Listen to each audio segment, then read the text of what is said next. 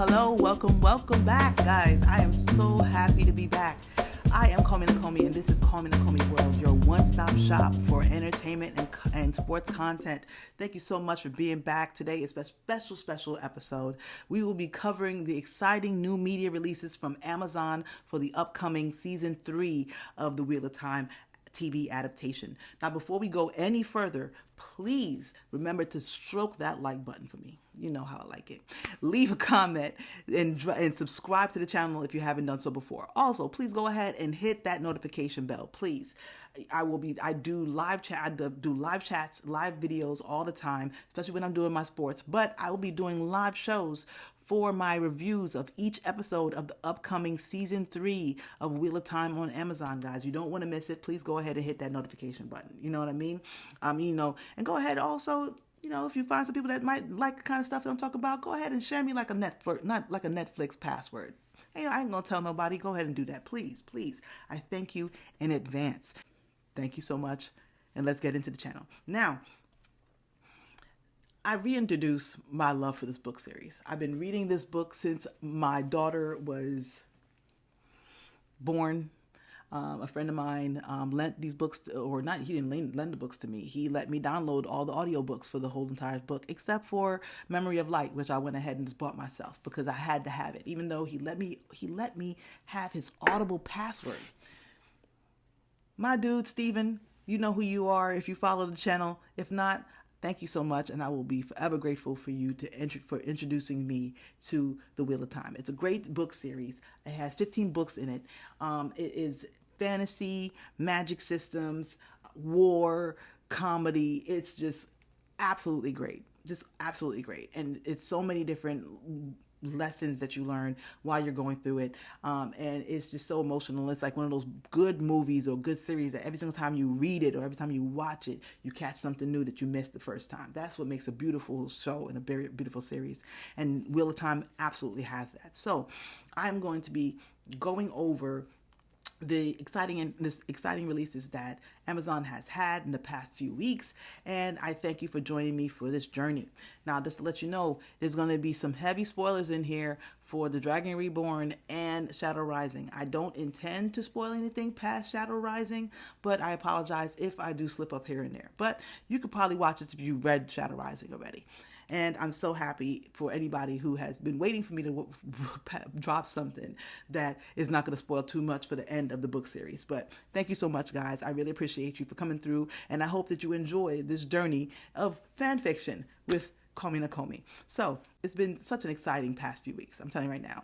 Starting with the showrunner Rafe Judkins, Yosha Shadowski, and who plays Randolph Thor, the main character, and Madeline Madden, who plays Egwene Alvear, one of the lead female characters in the show.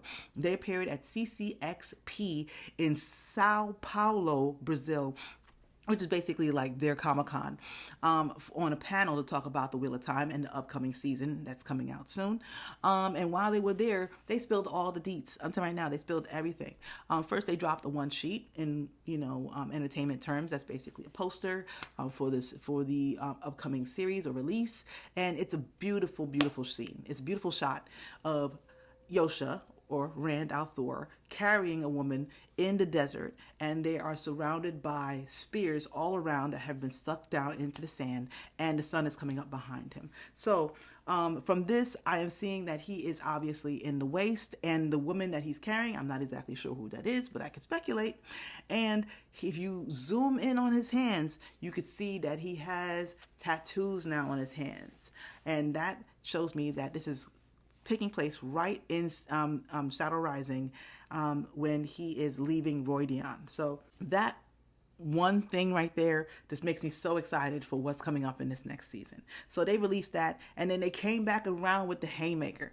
Absolutely. You know what I mean? They came back around with the Haymaker and released the season 3 teaser trailer. It's the official teaser trailer for the season, and it is packed with so much sneak peeks.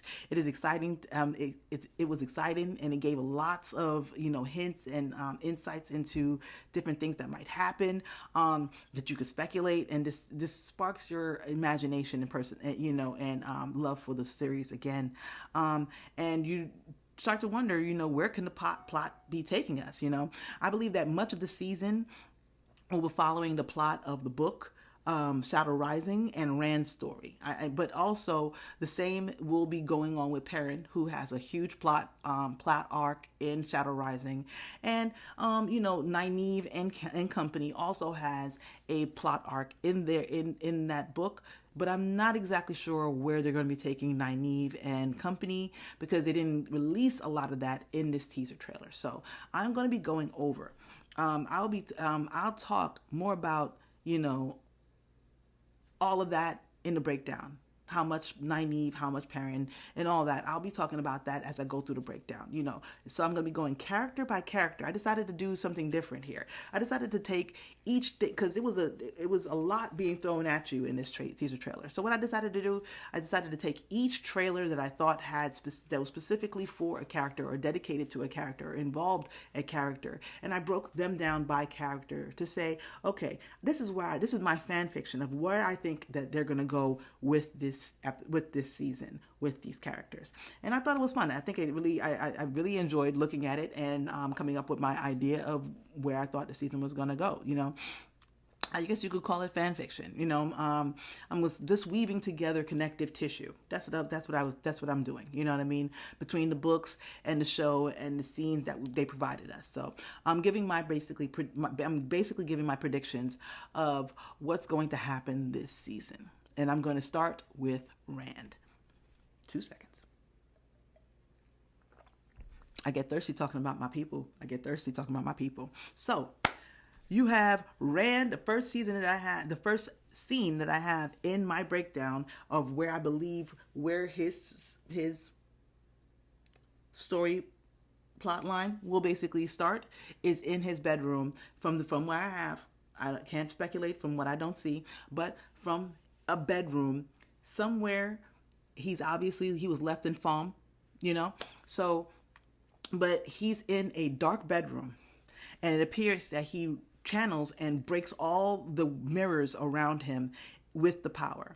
It's probably the bubble of evil that happened at the beginning of Shadow Rising, where he fights his reflections that are coming out of the mirrors, and the only way that he could do anything is to break all the mirrors at the same time. And even video sleuths have even zoomed in on parts of the scene, and even caught a woman in the bed, in the bed during this whole entire thing happening. And obviously, could that have been Barrelane in bed? That was what basically was happening around that time. She was trying to sneak up in there, trying to get up in there before the draft and get drafted. You know what I mean? But hey, it was very, very interesting that they actually put that in there. That's what's up. And now I don't think that this will be in the Stone of Tear though, because they ended up with Fam. So I don't know where they're going to be at. But I feel like this is definitely going to be. It makes sense for this to be before, because that's how it was in the book series. And I mean, you got to keep it some way recognizable to the fans. You know what I mean? So this is about the same time also when Rand starts to research into world history and his possible history as an Aiel. People have been saying it to him since I'm the Great Hunter. It's like, you're so tall and with your red hair, you look like an Aiel man. So he's just like, what the hell is an Aiel anyway? So while in the palace, whatever palace he's in, Falm, Tyr, whatever, he learns everything he can, even about the portal stones, and finds that there's one in Falm. Okay, I'm connecting tissue. And so he decides to say, there's a portal stone in Falm, there's a portal stone in the Waste. Road trip. So I think that he takes Moraine, and of course, wherever Moraine goes, Lan goes, and in the show, Egwene goes with them. So I'd like to believe that that's basically what happens, that Moraine goes with them Egwene goes with them to train with the Wise Ones. But they go to the Waste. So we have Rand in a tent with Wise Ones and Moraine. Moraine is by his side, of course, because, he's not going to go nowhere without her.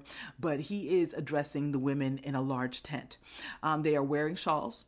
And they are in the desert, so this has to be the Aiel Waste, and Rand is, assuming he is asking them for permission to go to Roydion. And Moraine, of course, is going to ask if he could go too, if she could go too. So, and they're probably going to be like, yeah, we knew you were going to ask. So yeah, go ahead. So anyway, then you go to the next scene, which you have this beautiful, beautiful wide shot. I mean, it's looking down on the city of Roydion, where Rand goes to the Aiel Waste and to gain the loyalty of the Aiel people, who he suspects is his people. And he has so many people around, and there's so much stories about how, people will come flocking to support the Dragon Reborn, but he realized that those same people could put a knife in your back. So he just like, I need some people who is actually my people and would support me. It is so important for him though, because as he accepts his role as a Dragon Reborn, he needs allies. So he realizes that that's a good place to start. And obviously right there at the end of Foam, there were Aiel, and so that obviously is going to start those connections. And I'm sure that they're like, we were looking for somebody, and we think we might find them. So now we got to go back to the Aiel Waste. See you later, kid. That looks like my brother. He's just going to decide to say, all this is cool, Dragon Reborn. I'm going to go to become the Caracal. So hey, it is what it is. That's the Chief of Chiefs in Aiel. That's basically their, not exactly Dragon Reborn, but basically their leader, their chosen leader. Or not exactly chosen. The pattern chose him for them. Yeah. They won't be happy about it either. Then we get a beautiful wide shot, all that backstory to it. We get that beautiful wide shot with Rand and company, and he's looking down on a city in the clouds. There's a low mist basically resting over the city. So they're on a hillside past where they stand, as is covered with spears. Just part of what has to happen for you to go to Rudion. You can't go there armed, so you have to basically leave all your weapons there, and obviously that is where clan chiefs go. So they have to leave all of their weapons there before they go down to Roydion, and so it's littered with spears, abandoned spears all over. Another thing is the fact that so many spears are left there because if you would have came out, you would have got your spear back, right? A lot of them are laying there unclaimed. And in the shot, we see Rand, and he's standing right there in the middle. Of course, he had the blicky on his back, you know what I'm saying? Shout out to my girls out in Watt and Color. I miss you guys. I hope that everything's going well with you and you're having a happy holiday, happy new year, and all the best to you in the days, months, and years to come. Next to him, of course, we have Moraine wearing a very cool hat, you know what I mean? But of course, she has no weapon on her. She doesn't need a weapon. She is a weapon herself, I was watching Star Wars the other day. It's called, it was Star Wars Acolyte. Pretty cool series. Only one season. And that was all I needed. It was pretty much the prequel to the prequel for Star Wars. And one of the final tests for the Sith was that you need to kill with no weapon. Moraine. She could kill with no weapon. The Force is strong with Moraine, baby. If we're staying with the books, of course, other people are there. Lan, of course, is standing right there next to, probably off to the right of, the right and back of Moraine. He has covered his head because he's used to, he's been to the Aiel Waste before. There is a large man standing next to Rand, to the right, direct right of Rand, with spears on his back, and that to me is probably Ruark, one of the clan chiefs for the Aiel.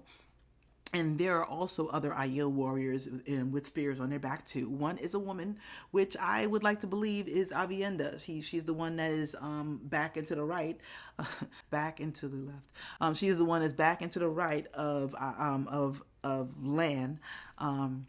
And to me, I feel like that should be Avienda. She's supposed to be going back to train with Ymese and Bear and the Wise Ones, to become a Wise One herself. And I hope that there's no reason why you shouldn't go with the books, baby. The books are perfect, man. The books are perfect. So that's what I'm going with. And, I can't believe that they would change the show that much to want to send Avienda with Perrin. Or pair her with Perrin. Ugh, that's disgusting. Plain and simple. She was the last seen in Foam also, so she would have been there to go with Rand if a letter happened to come through for Ruark and Moraine, just in case she was trying to get spicy, to bring her behind back to that Aiel Waste. And two women who are unarmed, who are probably wise ones. The two wise ones that are off to the right and left are probably Amis and Bear, and they're obviously going to probably walk them down and let them know, yeah, you can't go armed, go ahead and good luck. And it is said to become a leader of the Aiel, you must go to Roidian to learn the truth about your history. It's unfortunate that you don't see Matt in any of these scenes, so obviously it doesn't seem like Matt has gone with Rand. The next scene you get is of Avendasora and the columns that are should be in the center or inside of the city of Roidian. And you get a shot of the great tree, Avendasora. It's in this all-encompassing blue mist, and it's surrounded by four pillars. I'm not sure. They seem to be in the shape of an obelisk, each one of the pillars. And then we see Rand dragging his feet, and step by step, it's this step by slow step. The trials of, how hard it is to watch the history or a history that you can't reconcile. He walks back through time in the glass columns in Roidian, and that's what's happening. He's actually walking back through time, through seeing the world through the eyes of his ancestors. That's what that ter'angreal does. Then you see Rand alone in sorrow, just looking down, solemn. And then you see Rand screaming in the blue mist. And it just goes to show you that the roller coaster of emotions that he's going through. And it's also kind of indicative of how many spears were left on that hillside that no one has come back to claim. Because if you can't handle the truth, you don't come back. The first scene I believe that he would see is his own birth. And what you see is an overview of an Aiel woman dead, and being held and screamed over by a man. And I believe that Rand is the man that is screaming in anguish. And the Aiel that he is holding is Rand's mother, Tigraine, or Shail, as he learns later in that book after she's died in childbirth. And the man screams towards the heavens, looking like Rand. And so you realize that Rand is actually in these people and going through what those people went through. His cheekbones actually look a little different, but I heard that it was rumored that he actually filmed some scenes with some prosthetics. So they probably just made him look a little different here and there to make him look more like those ancestors for us, but still look like himself, so we could know that it's him going through these situations. And then the man is probably the man who Rand is at the time is probably Janduin, who is the Tardad clan chief and his actual father, not Tamal Thor. Then the next scene that we get is him in the Hall of Servants. I'm just going to lump it in with his visions of the past. It might just be a flashback of Lews Therin in the Age of Legends that is also kind of covered in his flashback. So I'm just going to put that and go over this scene right here. Sooner or later, he would get there. You see four people walking through a vast hall. There's people all around. It is large enough to fit three huge statues inside of, three towering statues. It's a statue of two women and a man. There is a woman on the left, and her left hand is raised like this, or in the way that people used to use their hands when they channel. Women usually use their hands a lot when they channel. Men do also, but it's more of a taught reflex. The man is on the right side, and his right hand is raised in the same way. And there's a woman in the center with both of her hands at her middle like this. Just making sure with my hands, like this. So it's almost like she's combining both of them at the same time. It resembles the Hall of the Tower. That's what it looks like in there. But obviously, those statues are not there. Especially since it's a male statue. It must be, to me, from an earlier timeline, from i.e. the Age of Legends. And the wardrobe of the man in the center that's walking resembles Lews Therin to me personally, from the past 2 seasons, the same guy. At least from his clothing, that's kind of what he kind of how he looks. And there's another person behind him. But more so what catches my eye are the two people that are flanking him walking through, and they have on these light colored robes. And those might be Genayil, who used to be servants of the Aes Sedai. This may be a flashback to me of one of Rand's ancestors who actually used to work in the Hall of the Tower. And then you see a shot of Rand standing in the hallway. That's the only way I could describe it. It's light at the end of it, so that's the only way I can describe it. And I can't make out exactly where he is or where it's located, but by his appearance, it gives him something. It gives something away. You know, his hair has grown out a little longer and it's brown rather than blonde or red. And he is giving face, though. I'm talking about beat down for real. His face is, it's glowing, absolutely. I'm telling you right now, like he got jumped in Sephora. Like he walked into Sephora and they just jumped him, and he walked out looking like a god. And he is wearing a really cool looking strapped vest. I mean, honestly, I would buy that vest if I found it. I don't even wear vests like that, but I'd find a reason to wear that vest somewhere. And over a white shirt. And his hand is over his heart, making a gesture that seems like he is, sincere and, whoever he's talking to. It doesn't really resemble the style of Randland clothes, though, to me. And he does look calm and serene. So this scene appears to me to be from the Age of Legends also. Obviously, another vision of Rand, to Rand in the columns, while he's in the columns. And he is either an Aes Sedai himself from the past or a Genayil, serving them. Really dedicated. Yeah. Next scene, he comes with the Dawn.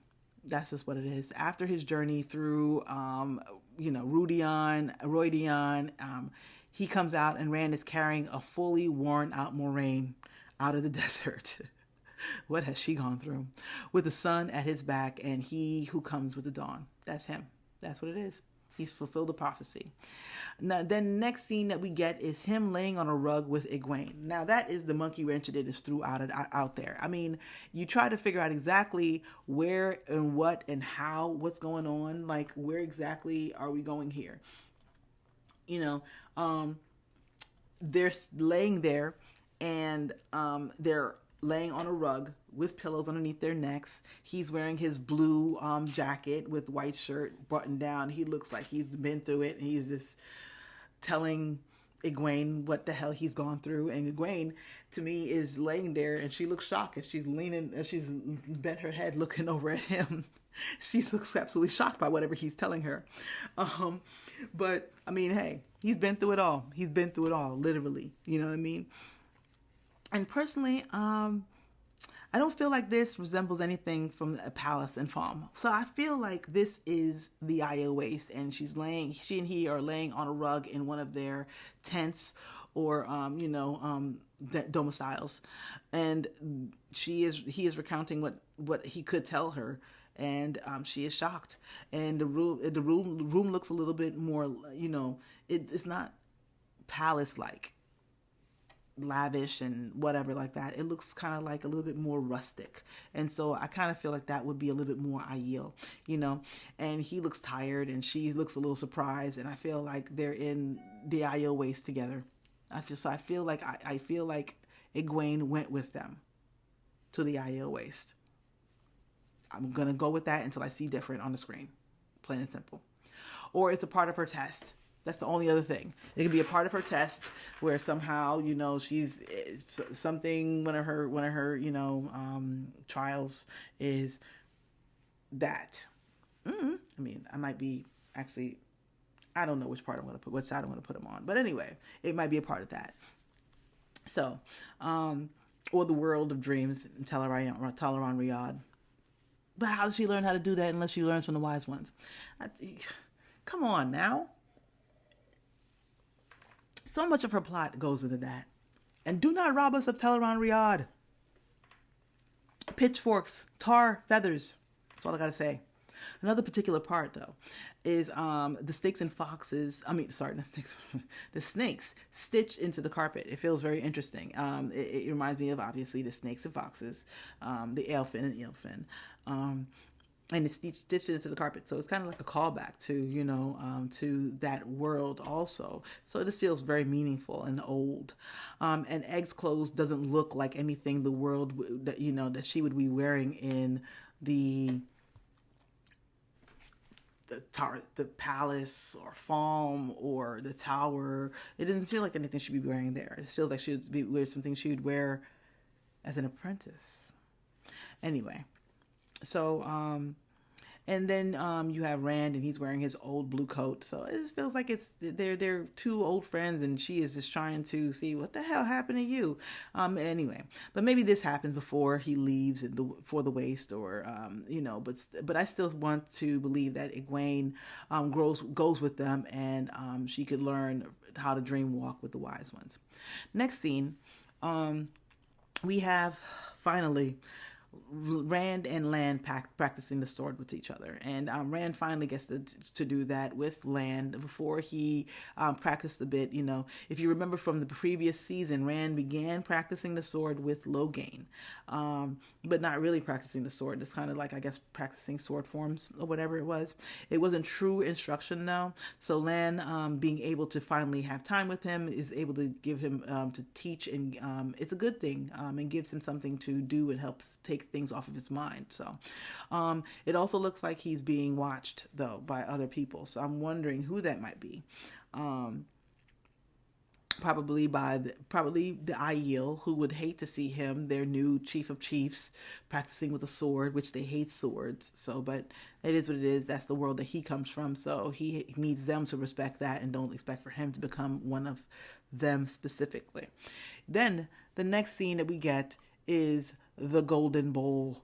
We get scenes, of course. First, I'm going to start off with the wide shot of the Golden Bowl, Al-Kerdal, as they would call it, which is basically kind of depression in the sand. And there are areas for people to sit. That's usually would be the clan chiefs sitting there. There are 8 seats that are there. So, and let me see, 1, 2, 3, 4, 5 are actually present, seated there. And so there are 3 clans or 3 clan chiefs that are not there. This is supposed to be a gathering of the Aiel, where Rand wanted to address the Aiel, and obviously some didn't make it, but he is there and he's going to do what he came to do. And there are Aiel lining the top of the bowl, listening to what's happening there. We have several shots of the scene, and Ryan's final scene from the Shadow Rising is this shot in Al-Kerdal. And Rand is there with another man with show-enough shoulder pads, which is just crazy to me. I mean, it's like shoulder pads. It's like kind of like a Gleeman's cloak with leather patches instead, and it's kind of like, it's just Mad Maxian kind of feels like. And the guy actually also, and they remind me of it also, real quick too.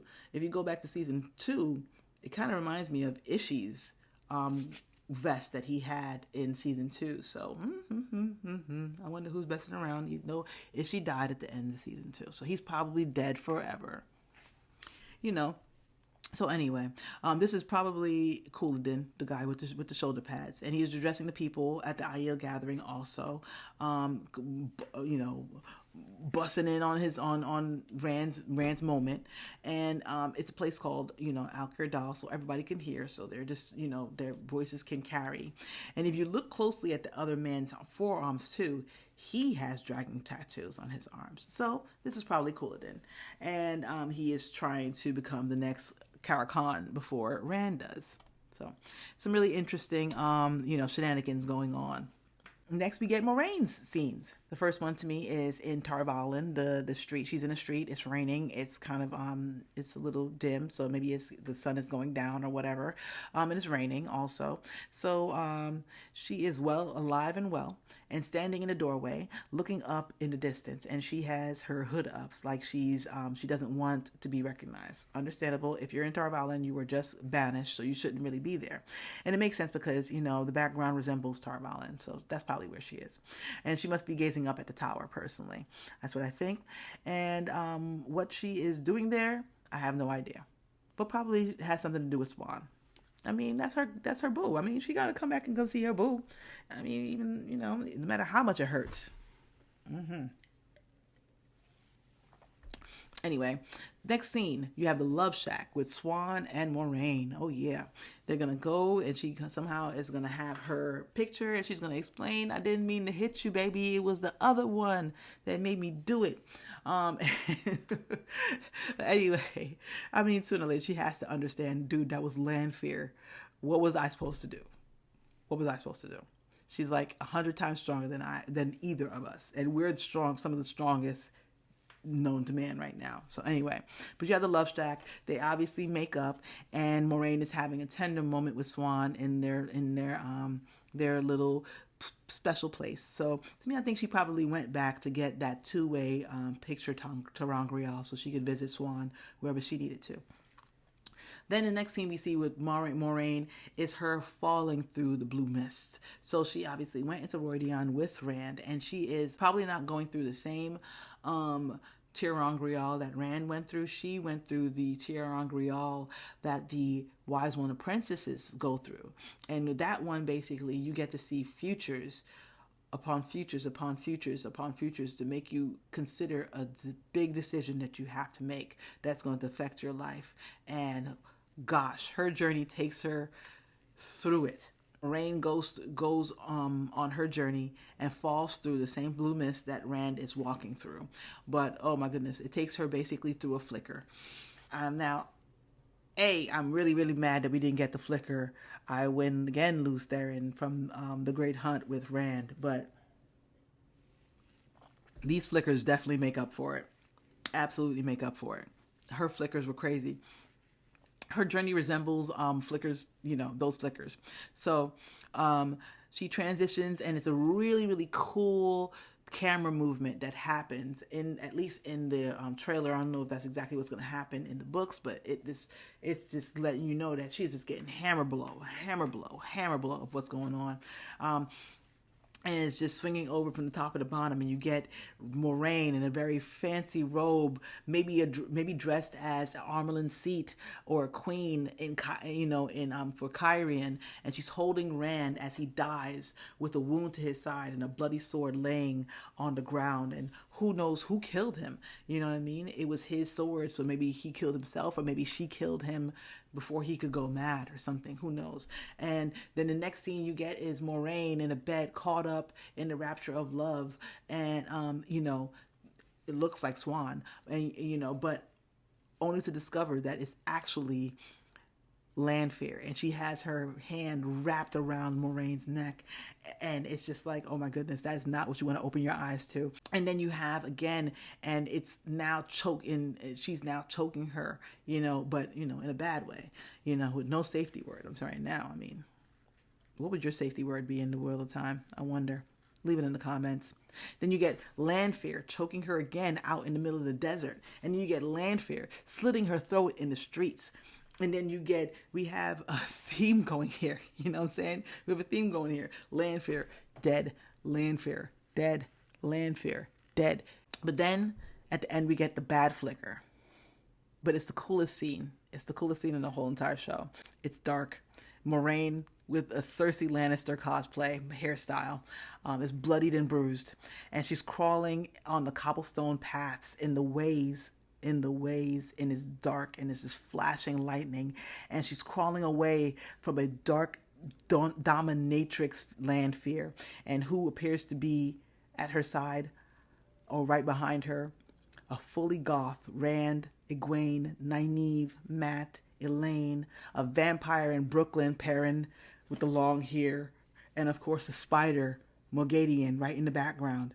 And that is obviously the worst possible outcome that Moraine could have. That, oh my goodness, they all turn to the dark side. She can't lose them to the shadow. So that I could imagine how much that would affect her. All this basically dying over and over and over and over and over and seeing failure after failure after failure. After all of that, she's just floating above the ground now. And she is spent. She is just running. She's been run through a mangle of emotions, and she either just floats above the ground or she's just laying on the ground and sand all over her face as she just stares off into space and is transfixed, staring past the camera. And then later you get another scene with her telling Land, kind of, I guess, what happened to her. It was just scene after scene, and tears are welling up in her eyes, just basically kind of going over it, telling Lan that the only way for Rand to live is if she dies.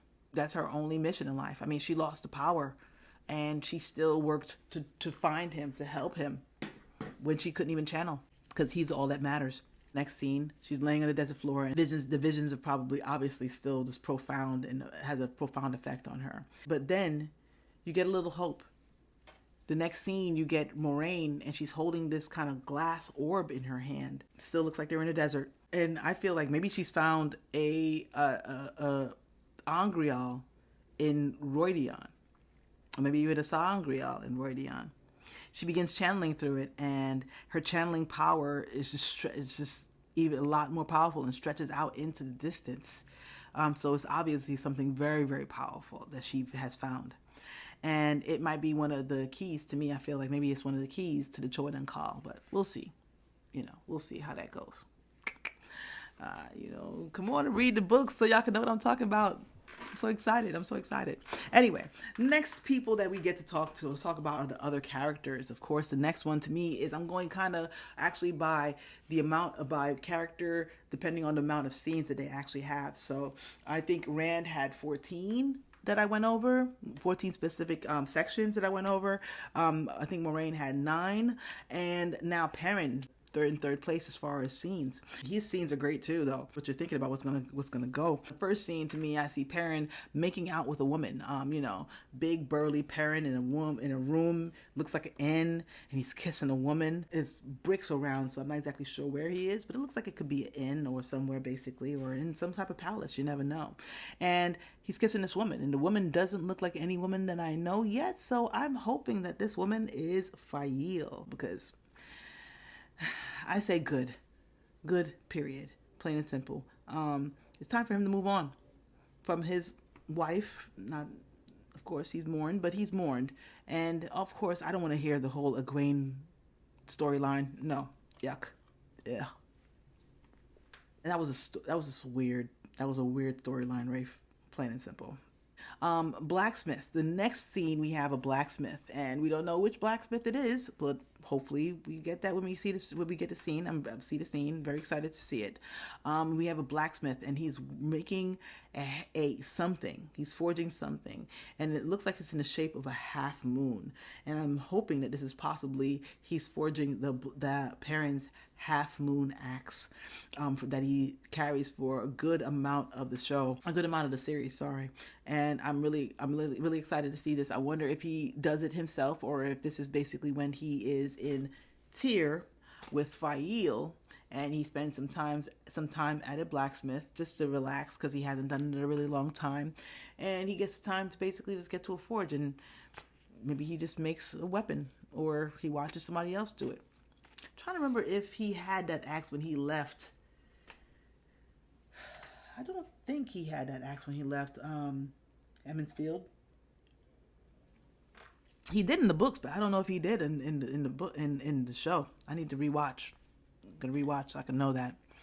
Next, you get a scene. Finally, you get the scene of the freedom fighter Afro Perrin. That's what I like to call it. Perrin is doing his best Nat Turner impression. He's yelling in the heat of battle. Fire's blazing behind him in full armor. Face and armor is is spotted with blood all over, and he's wielding his half moon axe, and I can just hear people in the background, golden eyes, golden eyes, golden eyes. I just can't wait for it. Please, please, Rafe. We've been good fans. Been good fans. We deserve good things. So those are parent scenes. I'm looking forward to it. I hope that it's going to be just, amazing things going on there. Oh, just to give you what I think about what's going on is, so Perrin somehow he meets Fael along the way when he decides to go back to Emmons Field. Of course, the same crazy dude, Eamon Valda, who did not die, unfortunately, said that he was going to go to Emmons Field. He heard things about Emmons Field and he was going to go back there. So probably Perrin's going to go there and give him the business, and then also stop another Trallic attack on Perrin or on Emmons Field. We get the plot line from Shadow Rising. I'm looking forward to that. I hope that's what we see. Next, we get some other characters. It's not many things here and there, but I'm just going to go over them. Some good characters and good things that you can speculate. You have Lan, of course. He's in the desert, and you have a great shot of him in some thick robes, and his Hadori is right there on fleek, looking concerned in the middle of the desert. He's obviously concerned about Egwene, and not Egwene, about Moraine and keeping her safe while she's there, surrounded by Aiel, which is culturally one of his adversaries from the Blight or from the Borderlands. It is barely a cloud in the sky, so this is obviously in the waste somewhere. He's actually growing some facial hair there, so he's obviously been roughing it out there. Another scene of Lan where he just has his Hadori on. And he looks like he's in a fighting stance, so not exactly sure what could have been happening here. This could be from Al-Kardal. Couladin proclaims himself the Karakan, and people are basically ready to fight, and he's protecting Moraine. Next, we have the next scene I'm going to go over is Elaine. Elaine is here placing a crown on her head, and it appears to have some rubies in it, like it could be the rose crown of Andor that would look like that, I guess, with some red rubies in it. And so she is crowning herself, and she's still wearing a red accepted dress, it looks like. A red novice dress. So this obviously isn't her being crowned queen for real. I don't know if maybe her brothers or whomever brought it to her for some reason or another, or this could be part of her accepted test. I find it interesting, and I can't wait to see what it is. We also get a quick shot of Nynaeve. There's no dialogue, and she doesn't really do anything. She's just standing there, and it looks like she's wearing an accepted dress. And so I'm hoping that this is Nynaeve, maybe during her, we want you to go and hunt the Black Aja. That might be what we're seeing there, Next scene we get is a little bit more interesting. We get a scene with Min, and she is walking out of kind of what looks like a museum. She's wearing a very, very smart looking outfit, a very, very cute dress underneath, covered with a little bit of kind of a jacket that has no body to it, just sleeves, leather, peekaboo, with her tattoos on her chest. Very, very cute. And she's walking like her life depended on it. Absolutely not. I am getting up out of here. And out of the, she's walking out of either a storeroom or a museum. There's lots of different things there. Maybe it's an Aes Sedai, the Aes Sedai's rooms in the tower, or maybe it's a storeroom in Tanchico. In Tanchico, in the show, in the books, basically they collect a lot of different things from the past. So you're going to see lots of different things. That looks like an antelope. Is that antelopes with a very, very long horns? I'm not exactly sure. But she's walking out like she's just like, nope, I'm getting up out of here. It will be interesting to find out what group, what's happening here.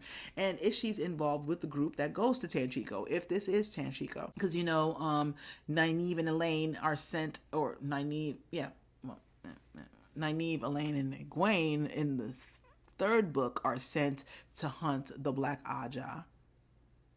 And,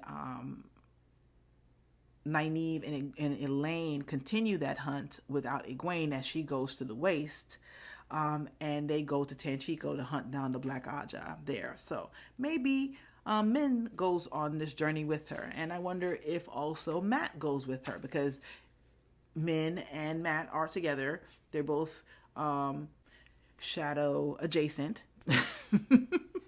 I don't know what's going on with men. I hope she doesn't. She's not a dark friend. I hope that she never became. She made promises. She made promises. I get it. She made promises, but I'm hoping that she's not a dark friend. Dark friend. You know, not a real dark friend. You know, there's sometimes you say some evil stuff. Anyway, so I'm wondering basically if that's where they are. Also, if that's where they went, is Tom Maryland and Julian Sandar with them? I wonder. I hope they didn't write out Julian Sandar out of this show. I said it. That's all I know. That's all I'm saying. Where the hell is Tom? He didn't even show up in the last book. I know he's not supposed to show up to the third book. Duh. What happened to the Dragon Reborn book plot? That's all I want to know. Another scene that we don't get anything from. Of course, it's a teaser. It's a teaser. I hate teasers. Don't tease me. You get Matt, and he is, this is a close up on him, and but we can't tell exactly what's going on with him. All we could tell is that it's nighttime and he's somewhere. It looks like he's. I can't tell if he's indoors or outdoors, but all I know is that he has some scratches and scars on his neck, kind of bloody, and I'm wondering what's going on there. I hope that they basically don't completely abandon Matt here. By the third book, he really comes to life, and so I hope they don't abandon, Matt to just be a sidekick foolishness. You know what I'm saying? Don't do Matt like that. Next scene. Also, you get a scene of Egwene, no words, no kind of action. You can't tell what's going on exactly. All you could just take from what you could see in the scene. You see she has short hair, and I'm not sure what exactly happened. What happened after she was a Damani? Her hair was braided down her back of her head. When she was a Damani, but so I don't know exactly what they did with her hair what she did with her hair afterwards. It looks like she's walking in the countryside, but the background is definitely out of focus, so you can't tell exactly where she is. I say she's in Aiel waist. She's not really wearing a dress. She looks like she's wearing just very rustic kind of clothes. Rustic, good word. Then you get some scenes with Ilana, and she looks like she is in Tarvalin, or it's in some kind of city street, and she is fighting in the streets. She's channeling down into the ground. She has her warders at her side, Ivan and Owen, and it looks like they're in Tarvalin, and she's sending streams of power in through the cobblestones and tearing up the streets. And the next you see her mourning over one of her warders. So obviously, whatever conflict is happening there, one of her warders have died. So if you're following with the book plot, one of her warders do die, but that it kind of happens, I guess, before she gets to the Two Rivers to help Perrin. I don't know where this goes. I really don't know where this goes. I'm here for it, but I don't know I don't know where we are. Recalculating. Tell me what you think. Tell me what you think's going on here. I'd really like to know. Anyway, next person we have is another quick shot of Swan, and at least we get to see what is kind of going on here. She's in the accepted test area, and Egwene is standing there next to her, and Leanne is there, and also what seems to be a white sister as in her Aja, not specifically her race. And they are channeling into the columns, and I guess starting up, putting a coin in the slot and starting up the machine. So it looks good. Looks like Egwene is about to go through her acceptor test. And if she's in Tarvalin though, she's not training with the wise ones. What the hell? Where are we at? Where are we? I know it's a long season, so they can do a lot of things, but make it make sense. That's all I ask. Make it make sense. And are they cutting this out? I just don't know if they're cutting out the whole wise one thing out of the story, or if she's gonna somehow jump to Rand somehow in later. I'd like to. I hope that they find a way to make it work. They get back to the tower. They do more of their training. Egwene decides to go off with Rand, and Elaine and Nynaeve do something different. I don't know. I'm here for it. I'm looking forward to seeing what happens. But I just love the storyline, the wise one storyline with Egwene, and I hope we get it. But que sera, if we don't, I have the books. Now we get some dark friends. Oh yeah. What are our dark friends doing? We get Leandrin. She looks like she definitely is very active in this season, and she looks like she's at a second dark friend social. We get a shot of her in a formal blood red dress, unveiling herself because she has all this red lace veil, and she unveils herself as she stands in a dark room with other masked people. Everybody else has on masks, and she feels bold, and she decides to take her mask off. And then we get another scene of Leandrin, and she is actually sitting on the Armelin seat, in the tower, but the room is empty. So it doesn't usually, I mean, how would she get time to just go and sit down on the Armelin seat? That would be bold for her to just do that, out of nowhere. And she's speaking to someone with long black hair. Now, I'm not sure if this would be, and that person is wearing a white or gray dress. So I'm not exactly sure who that might be. This also might be in Teleron Riyadh and not actually happening in the real world. But I think that she's probably talking to either Lanfair or Moghedian, whichever one decides to take up root in the White Tower and start the conflict. So that's interesting. I can't wait to see what happens here. Then you get Leandrin with Moghedien. So that's basically how I made that kind of connection.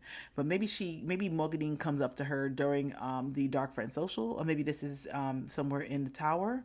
Of course, the spider's going to go where the spider's going to do.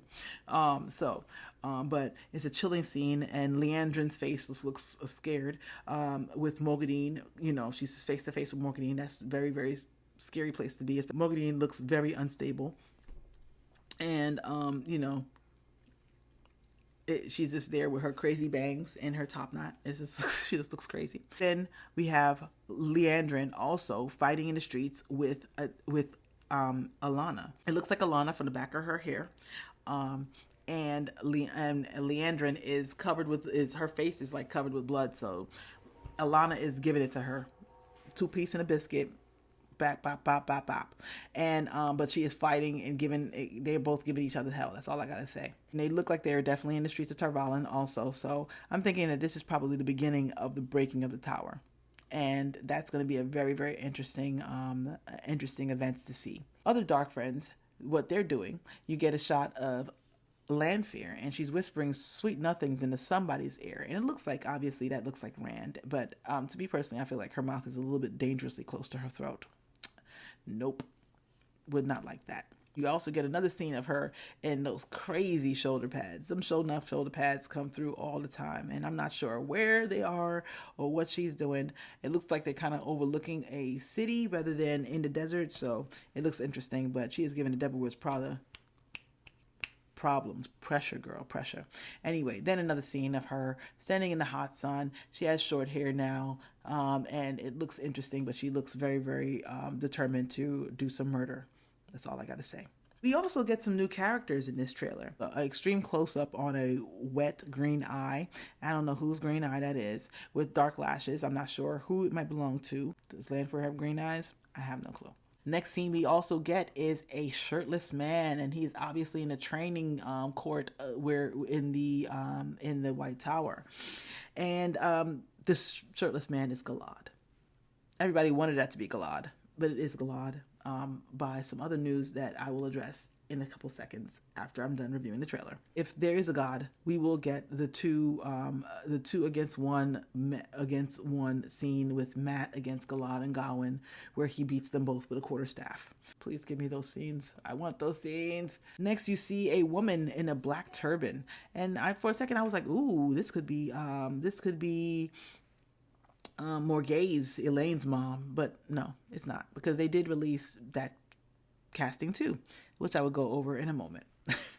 But it's interesting. I wonder who she is, or who this person is. It doesn't look like the woman who was kissing Perrin either, so I don't think that that's Elaine. It kind of looks like Elaine, but she looks older than Elaine. Not sure.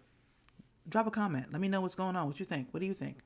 Then we also get a Maiden of Despair. She just can't identify these characters, so I'm just going to say that these are unidentified characters that we get that are just here and there in the show. And this one Maiden of Despair is just looking out onto the Aiel Waste, and it just goes on forever. But it looks a really cool shot. I'm hoping it's Avienda. Or maybe it's Tigraine. Maybe it's a flashback. But we're going to see. And then the trailer ends with the release date of the new season, which comes out on March 13th, 2025. It was a great trailer. That was my predictions and fan fiction of season 3. And I hope that I'm close, but I wouldn't be surprised if I am far. But either way, as long as we meet in the middle, we all fam. So we have new casting that has been revealed. And I'm going to start off with the best one anyway. I know there's been 3 others and some that I've already talked about in the show, but I'm going to go out with the best one first. And I'm going to hope that I pronounce this right. Shoria Agdashul. I'm sorry. That's the first time I've had to actually say your name, but I would like to call you Madam Avasarala. I love this actress. She has been in so many different things. I mean, from 24 to Star Trek. I mean, I absolutely love her. And I wish that she would have played Cad Swain. She was one of my fan picks for Cad Swain, along with Meryl Streep. This still is a god. There's still time, guys. Make that happen. So, but I'm hoping that's what she would have been cast for. But she has been cast as Elida, so we will get Elida, and she will be involved in the breaking of the tower, hopefully, or just show up somehow and just basically be like, "Oh, is this mine? Y'all left this here." Anyway, but I'm looking forward to it. Can't wait. She's an amazing actress. She is Christian Avasarala forever to me. Great character, great actress, and I feel proud that the Wheel of Time was able to cast her, and she's going to be around for several seasons, and I'm very happy about that. Anyway, next person we have is Olivia Williams. I'm sorry, and she will be playing Queen Morghese. So she was actually casted as Queen Morghese, and you would know her, of course, from The Sixth Sense and Rushmore. She also most recently she was in The Crown. She plays, I think, Camilla, and she's in Dune Prophecy. Also, another person that has been casted is Luke Featherston, and he has been casted as Gawain Trakand. Relatively unknown actor, but he's been in several shows. Most recently, Big Mood, and Doctor Who. Also, we have Callum Kerr.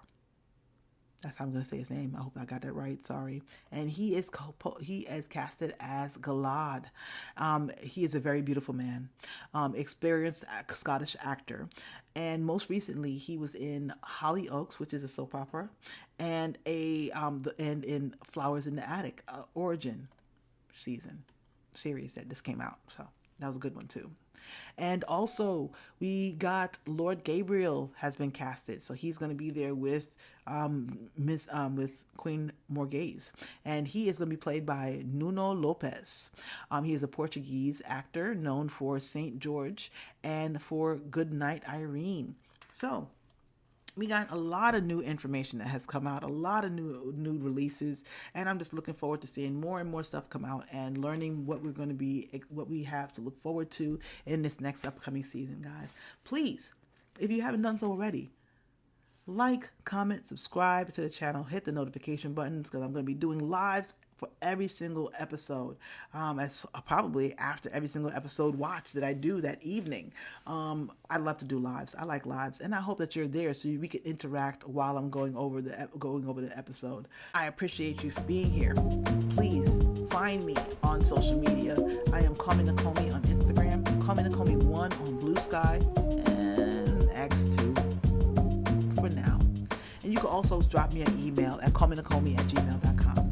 And I so much appreciate whenever I get to hear from anybody who is out there and just showing me some love or just wants to have a conversation. I'm always free. Go ahead and hit me up and you know where to reach me. But until next time, people, this has been a blast. Take care of yourself. Take care of one another.